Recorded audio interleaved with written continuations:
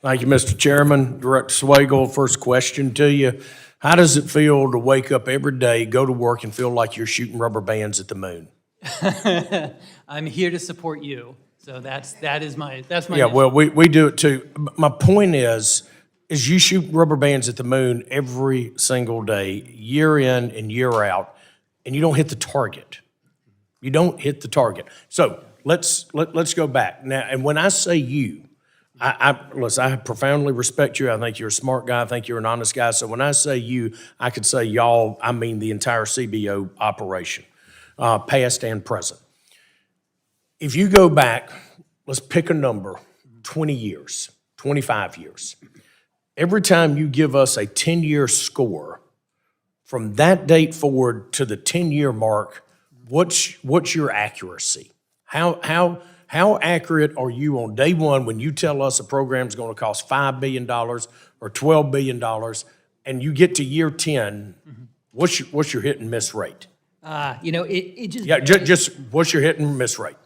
it varies so much. It's I can't give you an overall because I can give you some quick examples on like where we've gotten it wrong, where we've gotten it right. But No. varies.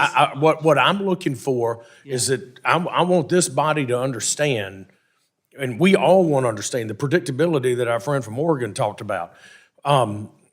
If you're going to give us a 10-year number, okay, and then we go out 10 years and we're not even in the ballpark, we're half of that number. That is, we're not making really sound decisions because the accuracy is so far off at the 10-year mark. I don't think that's a function of you not being able to do your job. I think that's a function of a really bad system. Static scoring. Why in the world are we not using dynamic scoring? Okay? Why in the world are we, a question that I'm going to submit to you in writing that I would like for you to answer is to look at every 10-year window that you give us on a score and then look at the accuracy rate at that 10-year mark, okay? All right, now, that's number one. Number two, because you're off, and again, when I say you, I'm talking about CBO. When CBO is off consistently, and I was on the Budget Committee in 2017, and I've kind of gone back and looked at what they said was going to happen in 2017, and here we are coming up on 8 years later, and we ain't even close. Okay, we're not even in the ballpark of it. All right, so we should be doing. Do you think that quarterly audits of your numbers, where they are, and some suggestions about how to make that better on a quarterly basis would be helpful? It's something I've been thinking about. So every month, we put out the monthly budget review that provides information against the last year. You're thinking of this bigger picture, not like program by program, but the big picture is something I've committed to the chair to think about how we can provide you with more information, that you don't need to ask us, that we just push the information. Okay, all right, that's good. All right, more information is helpful. Mm-hmm.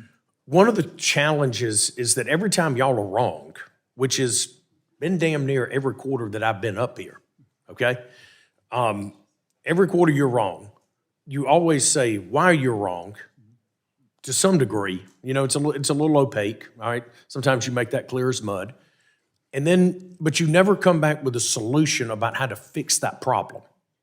And CBO hasn't offered meaningful solutions to us to consider. And if you're not gonna do that, then maybe we're gonna suggest those to you.